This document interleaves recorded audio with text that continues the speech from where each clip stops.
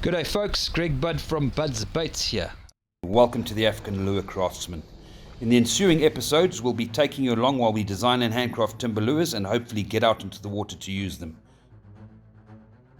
I've designed lures for some of the big boys in the industry and I sell my lures worldwide.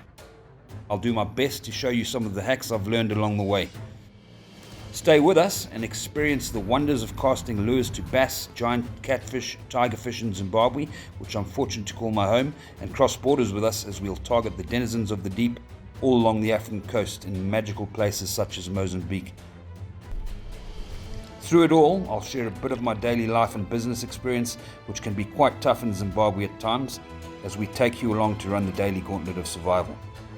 Subscribe and click the notifications button to stay with us.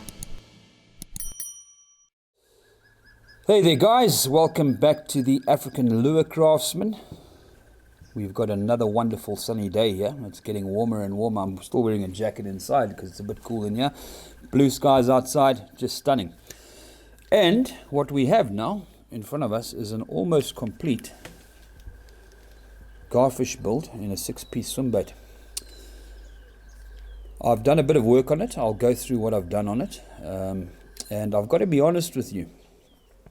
From the start, this was a concept build, it was a prototype, so to speak, and I even went and gave it a swim, and I'd be lying if I told you that it swam well, because it didn't. It swam, but it didn't swim like I wanted to do, so we're going to have to play around with this and get it swimming exactly how I wanted. I wanted a wider sort of snake action. It's got a wonderful slow sink with the weighting I've done. I haven't put the weighting in. I have prepared the weighting there, but I haven't put it in. We'll take those all out and we'll show you what I've done there just now. I've fitted all the fins. The only section that's not glued on is this one here, and that's because I figure the only way to epoxy it is going to be like that and somehow get a grip on that little piece of wire there. I have seen that nothing's touching when I stretch it out, so if I put it under tension with my springs, it should be okay. And even when you turn it like so, it doesn't touch as long as it's under tension, so we should be okay on that, I hope. But again, let me be honest, I've lost sleep thinking about painting this and foiling it and epoxying it, because it's going to be very difficult as it is now. As we've said before, previous swim baits I've done, they've been less pieces to start, but two, they've also, I've been able to foil them before I've put them together, because they weren't swim baits for 30 kg mackerel or tuna or things like that. So this guy's going to be a little bit difficult, but I think we'll get there. We learn new things every day, and that's the point of this whole exercise. One thing I want to say here though is, this just shows how important it is to pre-plan, and also how important it is to not be too hard on yourself if mistakes are made. Now, I'm not saying mistakes were made, but, you know, as I said already, we'll go to the pool just now, which is looking a little bit like a green cesspit with this weather and no rain, but anyway, we'll give it a go, and we'll see how it swims. There are a few things we can do to try and better the swim, and we might even do those. One of them, and I've thought about that, is putting a little small bib on the front here, which, given the width of the head, isn't going to be too hard actually. And we could put a very strong bib in there, pre-shaping some polycarbonate and cutting a slot for the wire so it goes around the wire right through to the back of the head and gives it a lot of integrity. But anyway, we'll see about that just now. The thing is, as I was saying, is don't be too hard on yourself. The bait looks fantastic. It's probably one of the best looking baits I've made, and I think when this is painted up, it's going to be a little bit of fish art maybe. And you know what? That's probably second prize. If we don't get it swimming fantastically, put it on a mount, put it in a cabinet, and it'll look fantastic. That might be where it ends up. But I don't think so. I think we'll get it swimming okay. Some of the actions I was happy with. They're very nice, but the action on a straight retrieve, so if you were, say, trolling it, which might be, I think, one of the better things for this bait, given that most swim baits cost like bricks, wasn't as I wanted it to be. So we're going to try and fix and remedy those things. Anyway, let me go through with what I've done. So as you can see, I've finished the polycarbonate fins and I've glued them all in. They're all firm in there. They're exactly straight And that wasn't too difficult to do as long as you cut your slots carefully beforehand. This is going to be a little bit more difficult to put on because we got a few seconds when we stick this wire in here with the epoxy or glue to actually straighten it up, but it shouldn't be too hard. I mean, there we go, that's straight as it is, slightly off, but anyway, we'll have a few seconds to play with that. But yeah, for all intents and purposes, I mean, I love the lifelike actions. I mean, if you just look at this lying on the table, if you can momentarily forget about the sections, it's almost just real, you know what I mean? So it should be swimming perfectly, but anyway, we can play with it. And that's one of the things about building lures, guys. Don't be tough on yourselves. Mistakes happen. Things don't go according to plan all the time. And what we do, and one of the important things is we just carry on working, and we carry on shifting and trying new ideas and doing other things that will make it swim. So there we have it. Other things I've done here, as I said, I've shaped the weights. Now, they're pretty tight fitting at the moment, so they don't fall out. I haven't glued them in. I'll just show you. So there's every weight is pre-shaped and fitted. The weight is placed low. On the head section, it's placed not centrally, but where the weight is needed. So that gives it a kind of a head down action. We don't want this thing to glide over the top. And then in these sections here, well, normally a general rule of thumb, but everything is open to discussion and nothing set in stone, is place your weight as close to your pivot point as possible. A general rule is to have your weights in ascending weights. So your heaviest would be towards the front, slightly less again, and less again. That's generally how it works. And then you can't forget about your hook weight as well. So you've got to, whenever you try something like this, you've got to try it with the hooks you're going to be using. I've tried it with all sorts, and we've got to be gun up in these hooks. So what I've got here is a set of owners. That's the type of hook we'd be putting on it, if not that big singles, because of the type of fish we'd want to be catching with this. So yeah, you've got to gun them up, and these are very, very heavy. I've taken that into account, and with the hooks on, it's got a reasonably slow sink, which is great. But as I say, that action wasn't 100% how I want it to be. If you look at this, I mean, the actual bend in every way is just perfect. Even if you go that way, I mean, it's just quite a nice free action on that. So anyway, I think next step, let's put the hooks on, let's get to the pool, let's see what it does, and we can take it from there. So obviously you want to put the hooks on properly on any bait. Of course, it causes a bit of hook rash, but we want the hook to be sitting in that position there. We don't want it the other way around, where you're going to have the single here and it's going to inhibit the action of the lure. So let's get this on here. I'm normally very good at this from doing hundreds of thousands of hooks, but without my glasses, might be a bit of a mission. There we go. And these are very tough rings, by the way. Gamakatsu rings.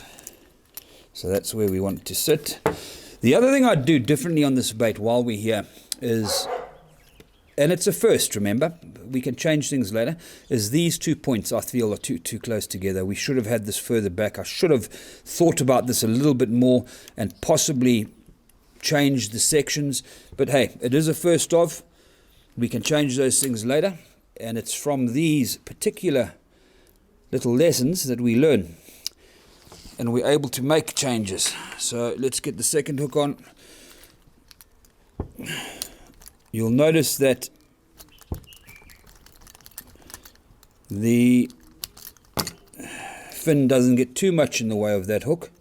It is a little bit in the way, but that's always moving, so it should be okay. So anyway, there we are. We've got hooks on it. They look rather heavy, but as I say, we are intending to catch some monster saltwater fish with this, so I think that's necessary. Let's get to the water, dig out the rod. So there we have it, the garfish. I've already dunked it in the pool. It's got a fantastic slow sink, or almost a suspend actually. And it swims, as I say, but it just doesn't swim as well as I'd like it to. So let's get it in there and let's give it a go.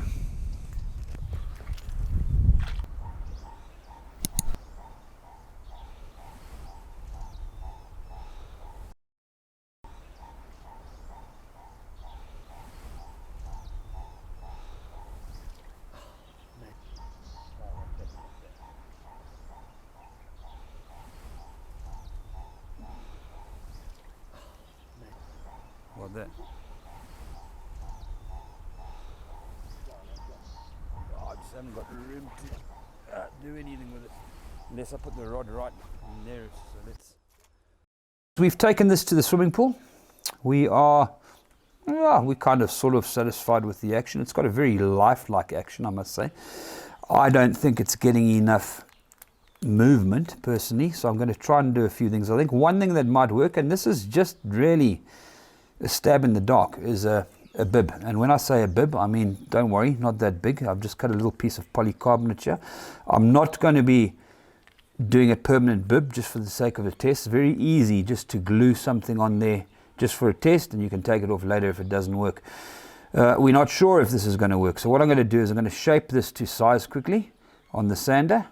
And I think what we need here, and I could be wrong, is we obviously don't want a diving bib. We don't want it to dive. We want a little bit of an angle, more of a wake bib, just to give that head some movement. Remember, it's all about hydrodynamics, and if you're looking at water flow and how it works, the water flow is going to be coming here and going to be shifting off either edge, which should then technically give that movement there. So we're going to have a slight angle and a wide bib, I think, on this. Doesn't mean it won't be able to be trolled at high speed or anything like that, but let's just see what happens. Best way to test things is just play around, change the bib, change the angle, change the design and the shape, and let's just see what we get as a good action. So let me shape this quickly, and we'll get that stuck on there.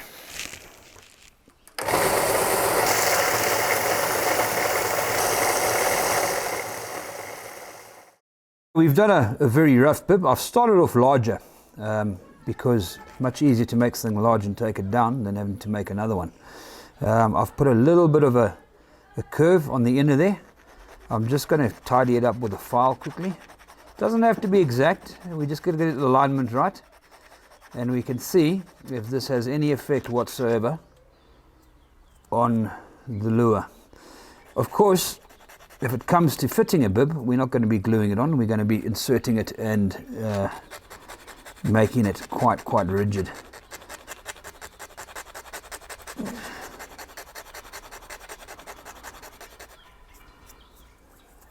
A good thing for flat radiuses, guys, is just a piece of sandpaper around something like a scalpel handle, and you'll get the right angles on there. Sorry, that's the wrong way.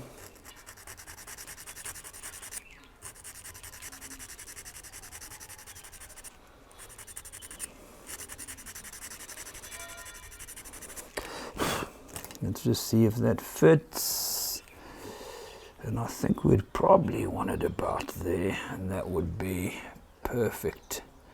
Got to get a bit more of an angle on there. Wrong file, wrong way.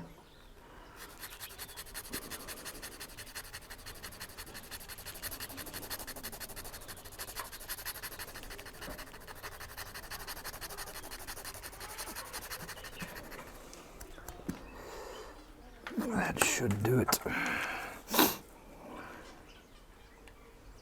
Yeah, now the best thing for this, I've always found,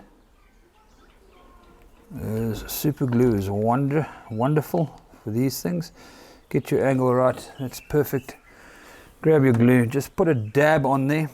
This is, remember, a very temporary bib. It's going to run everywhere probably, but it doesn't matter. There we go, just a little bit for now. Hold it for a little while. Check your angles. That's spot on. And that should be, other than gluing my fingers on there, okay for now. But that's not going to hold on. So let's get a little bit of jacaranda dust. Not much left here. And what we'll do is just get a pinch of it. Get that there. This can all be sanded off, remember? And let's put another spot of glue. There we go. There we go. Blow off the excess. And that, for all intents and purposes, should be rigid enough for our test. What I'm going to do is put a little bit at the back as well.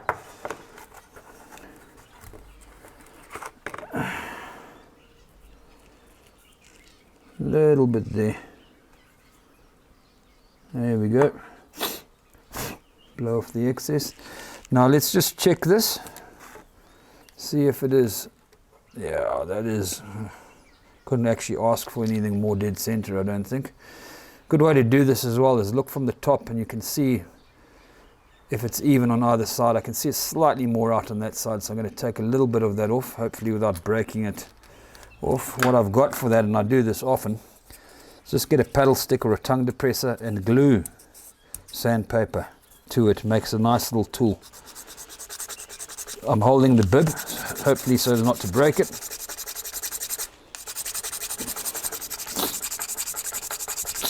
And I've got sawdust up my nose. Oh. Okay. Perfect. That's it. Let's go give that a go, guys. So I've cheated. I had to have a quick check before we filmed because I wanted to make sure it did work, and it's actually working quite well. So there's our bib, there's our placement, there's our angle.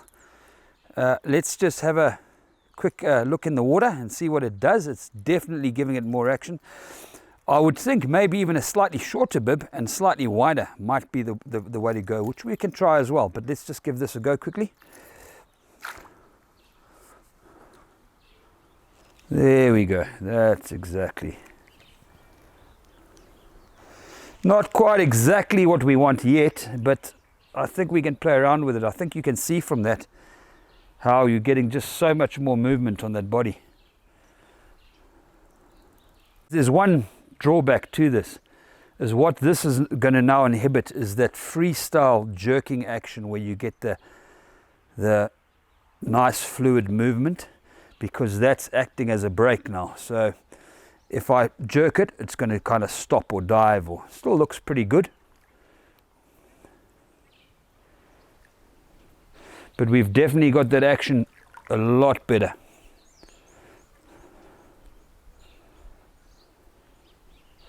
Back to the drawing board.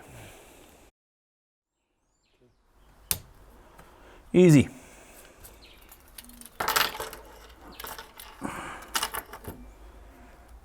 Okay, let's see the size. Okay, a bit wider.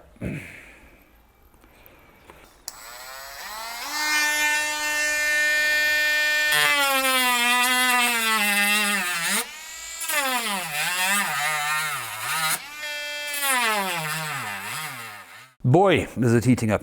So guys, what I've done is I've broken off this bib, and I'm going to use it as a rough template just to get a little bit of a different bib on there. We're going to try another one, see how it goes, and then possibly put it to the vote as to whether we go with the bib or we leave it as is.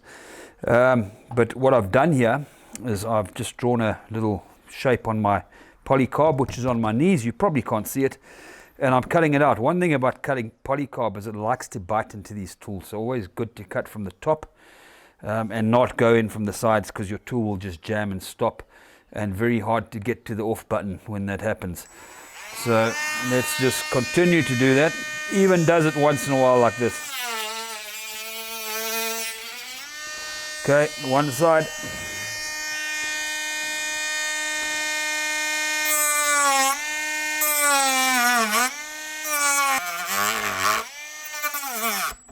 Like that.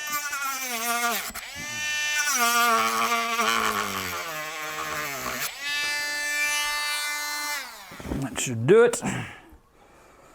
What we've done here is we've taken another piece of polycarbonate and we've made a wider bib. It's slightly, it's all for all intents the same length, but it's wider, as you can see.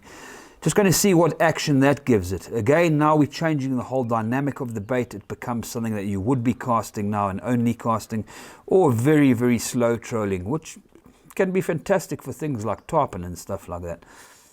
As you know, we've put the wider bib on. We're going to test it now quickly. I have had a sneak peek. It does work better.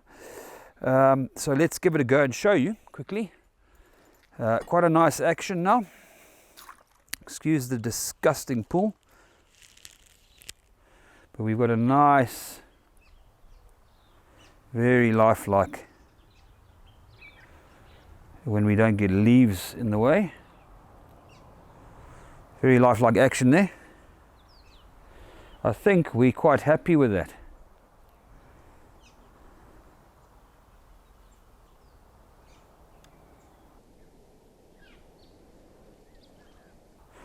Let's see how fast we can do it. Yeah, I think we'd be able to troll this. Yeah, very much so.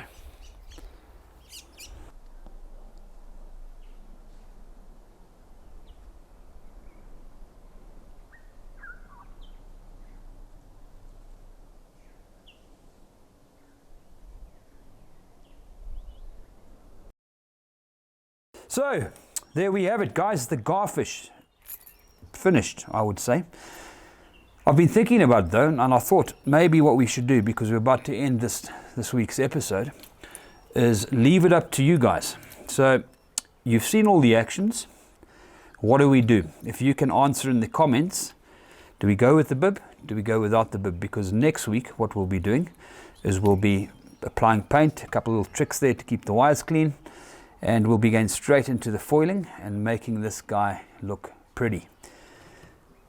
Anyway, guys, so let us know in the comments. But if you like what you've seen so far and you're enjoying this build, please hit like, subscribe, and join us for next week's episode. Cheers for now.